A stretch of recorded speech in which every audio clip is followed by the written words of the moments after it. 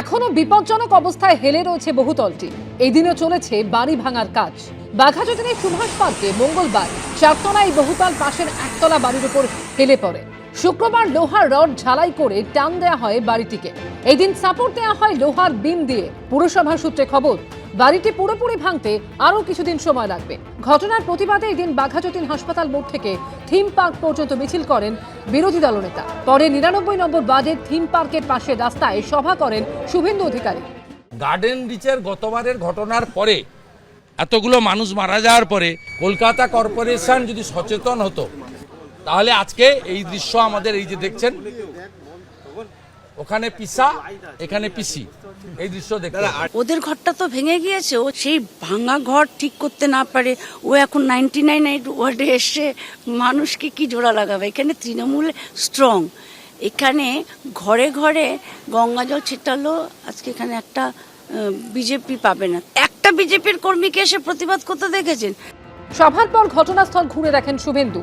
টাকা তোলার অভিযোগ করেন 99 নম্বর ওয়ার্ডের কাউন্সিলর মিতালি বন্দ্যোপাধ্যায়ের পিএর বিরুদ্ধে। এই অভিযোগ আছে, উনার পিএ শঙ্করবাবু টাকা নেন সই করা।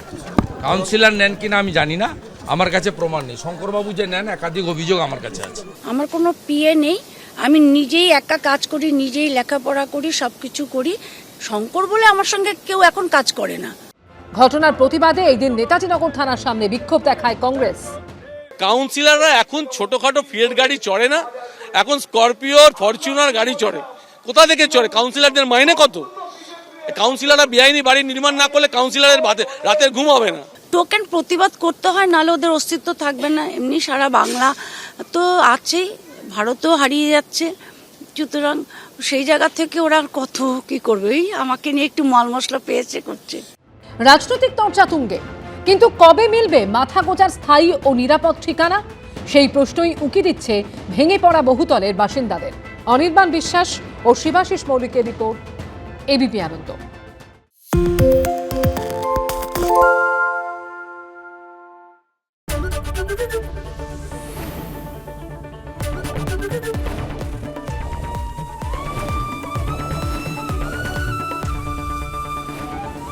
এবিপি আনন্দ, এগিয়ে থাকে, এগিয়ে রাখে।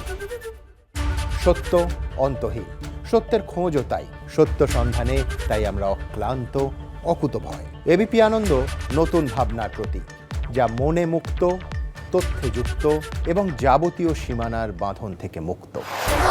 সীমা না শব্দটির মধ্যে লুকিয়ে আছে মানা শব্দটি, যেন চোখ রাঙানি এক অদৃশ্য বেড়াজাল, যা আটকে রাখে আমাদের এক ছোট্ট গণ্ডির মধ্যে। একমাত্র সঠিক খবরই গড়ে তুলবে এক মুক্ত সমাজ। সেই জগৎ গড়ার লক্ষ্যে কোনো সীমানার ঠুকুটি আমরা মানব না। এবিপি আনন্দ, এগিয়ে থাকে, এগিয়ে রাখে।